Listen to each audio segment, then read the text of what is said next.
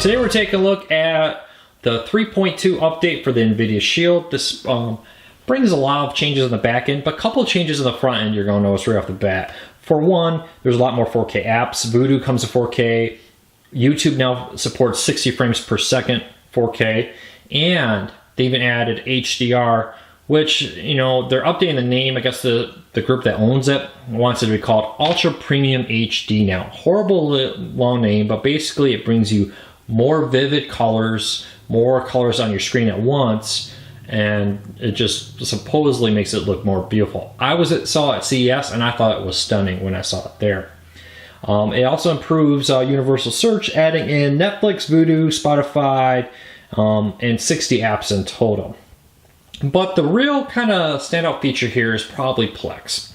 Now, Plex itself, you're not going to notice any different. This is a pretty standard. You can see I've added a few things from my collection of my DVR DVDs here. But now, you notice under the servers, my Shield is a server. With the Nvidia Shield 3.2 update comes the Plex server built into your Nvidia Shield. It allows you for any content on there to auto-detect it and make it available on your device. Now, if you want to put an external hard drive, you can connect it on there through a USB, and it will detect it, but you have to use the web login to go in and set it up.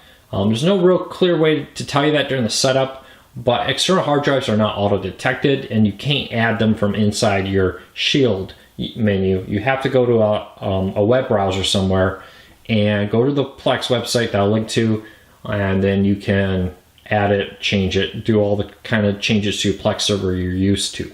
So it's really nice. It's the ability to have your Nvidia Shield be a media server instead of having a big laptop or desktop sitting around in a corner somewhere, especially with the 500 gigabyte Pro version. Pretty nice. But I was very impressed with, I connected a 2 terabyte Toshiba external hard drive, and it worked very well. Very pleased with the quality there. So past that, you know, the interface here is exactly what you're going to expect in the past. No real changes I noticed past that. A lot of under the hood type improvements, some new games. For instance, Borderlands 2 will be available for a limited time, and they do have it on sale on Amazon with a free second gaming controller if you buy the gaming edition. I'll link to that too in the show notes.